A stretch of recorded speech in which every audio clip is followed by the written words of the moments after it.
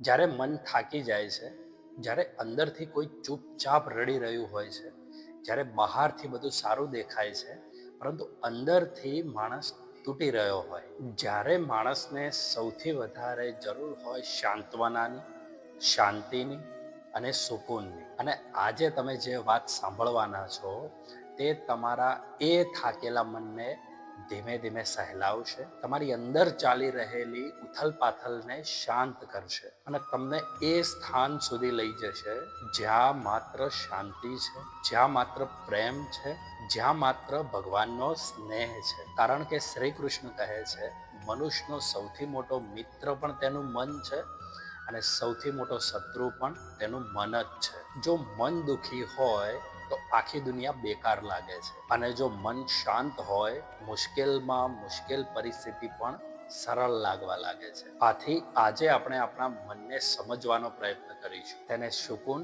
અને શાંતિ આપવાનો પ્રયત્ન કરીશું. આપણે તેને ક્યારેય ધ્યાનથી સાંભળ્યું નથી. ક્યારેય તમે વિચાર્યું છે કે મન ઉદાસ કેમ થાય છે? કેમ દરેક નાની નાની વાત દિલને ચૂભી જાય છે? કેમ દરેક આશા તૂટે ત્યારે અંદરથી કંઈક વિખેરાઈ જાય છે? કેમ માણસ વારંવાર એ જ દુઃખને યાદ કરે છે, જેને ભૂલી જવું જોઈએ?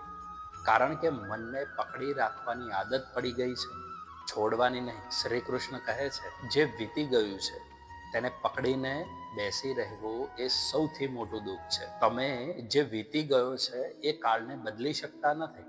તમે એ વ્યક્તિને પાછી લાવી શકતા નથી. તમે એક ક્ષણને ફરીથી જીવી શકતા નથી. છતાં પણ તમે તેને તમારા હૃદયમાં જીવંત રાખો છો. અને આ જ કારણ છે કે તમારું મન ભારે થઈ જાય છે.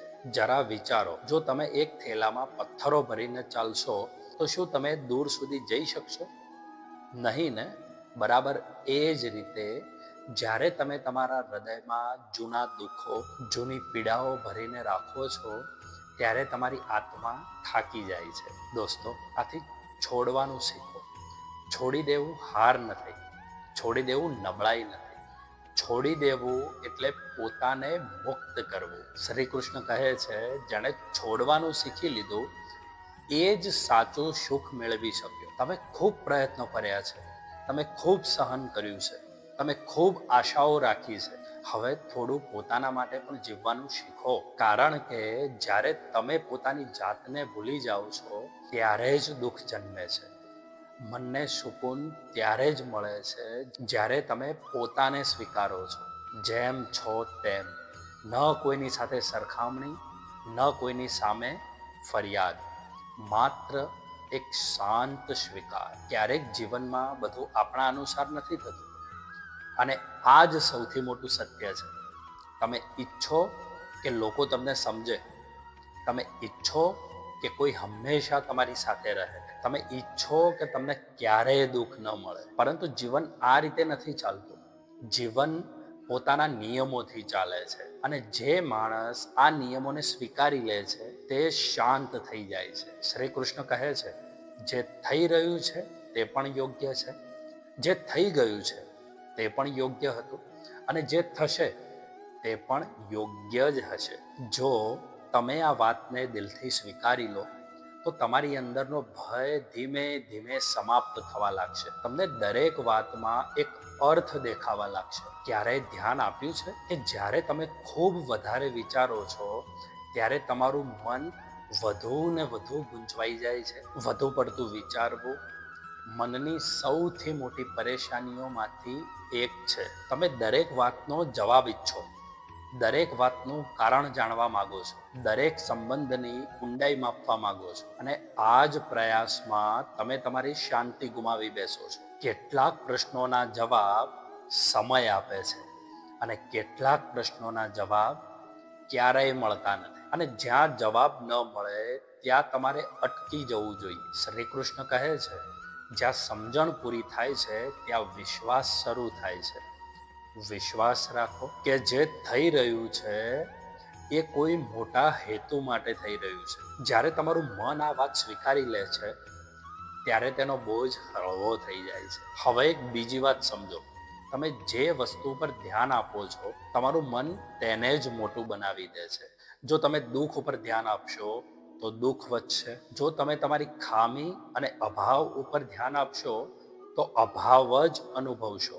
અને જો તમે ભગવાન ઉપર ધ્યાન આપશો તો શાંતિ આપમેળે જ આવવા લાગશે. શ્રી કૃષ્ણ કહે છે, જેને તમે શોધી રહ્યા છો તે તમારી અંદર જ છે. તમે બહાર શાંતિ શોધો છો, લોકોમાં શાંતિ શોધો છો, સંબંધોમાં શાંતિ શોધો છો, પરંતુ સાચી શાંતિ તમારી અંદર જ છે. જ્યારે તમે થોડીક ક્ષણો માટે બધું છોડીને શાંતિથી બેસો છો, જ્યારે તમે તમારી અંદર જુઓ છો, જ્યારે તમે તમારા વિચારોને કોઈ નિર્ણય કર્યા વિના માત્ર જુઓ છો, ત્યારે ધીમે ધીમે મન શાંત થવા લાગે છે. આ સરળ નથી, પરંતુ અશક્ય પણ નથી. દરરોજ થોડો સમય પોતાની સાથે વિતાવો. તમારા મનને સાંભળો, તમારી અંદરના અવાજને ઓળખો, કારણ કે એ જ તમારો સાચો માર્ગદર્શક છે. અને યાદ રાખજો, તમે એકલા નથી. ભગવાન હંમેશા તમારી સાથે છે. જ્યારે કોઈ તમારી સાથે ન હોય ત્યારે પણ, જ્યારે બધા તમને છોડી દે ત્યારે પણ, અને જ્યારે તમે પોતાને ભૂલી જાઓ ત્યારે પણ. શ્રી કૃષ્ણ કહે છે, હું દરેકના હૃદયમાં વસું છું. જે મને સાચા મનથી પોકારે છે, માત્ર એક વાર સાચા હૃદયથી પોકારો, તમને અનુભવ થશે કે કોઈ છે જે તમને સાંભળી રહ્યું છે, કોઈ છે જે તમને થામીને ઊભું રહ્યું છે. હવે એક ખૂબ જ ઊંડી વાત સમજો. દુઃખનું સૌથી મોટું કારણ છે અપેક્ષા. તમે અપેક્ષા રાખો છો કે લોકો તમારી સાથે એ રીતે વર્તે જે રીતે તમે ઈચ્છો છો. પરંતુ દરેક વ્યક્તિ અલગ છે, દરેક વ્યક્તિની વિચારસરણી અલગ છે. અને જ્યારે તમારી અપેક્ષાઓ તૂટે છે ત્યારે તમારું મન પણ તૂટી જાય છે. આથી અપેક્ષાઓ ઓછી કરો, સ્વીકાર વધારે કરો. શ્રી કૃષ્ણ કહે છે, જે કોઈ અપેક્ષા વિના પ્રેમ કરે છે એ જ સાચા પ્રેમને જાણે છે. જ્યારે તમે કોઈ અપેક્ષા વિના આપો છો ત્યારે તમને દુઃખ થતું નથી, કારણ કે ત્યારે તમારું સુખ બીજાના વ્યવહાર પર આધારિત રહેતું નથી. હવે વિચારો, જો તમારું સુખ તમારા પોતાના હાથમાં હોય તો શું કોઈ તમને દુઃખી કરી શકે? નહીં ને? અને આ જ છે સાચી સ્વતંત્રતા. ધીમે ધીમે તમારા મનને સમજો, ધીમે ધીમે તમારા મનને સમજાવો, તેને પ્રેમથી સાંભળો. જબરજસ્તીથી કંઈ પણ બદલાતું નથી, પરંતુ પ્રેમથી બધું જ બદલાઈ શકે છે. જો મન ઉદાસ હોય તો તેને ઠપકો ન આપો, તેને દબાવશો નહીં, માત્ર તેને સમજો, તેને સાંભળો, કારણ કે એ પણ તમારા જ અસ્તિત્વનો ભાગ છે. અને જ્યારે તમે તમારા મનને સ્વીકારો છો ત્યારે તે શાંત થઈ જાય છે. શ્રી કૃષ્ણ કહે છે, પોતાની સાથે પ્રેમ કરતા શીખો, કારણ કે ત્યાંથી જ દરેક સુખની શરૂઆત થાય છે. જય શ્રી કૃષ્ણ. રાધે રાધે.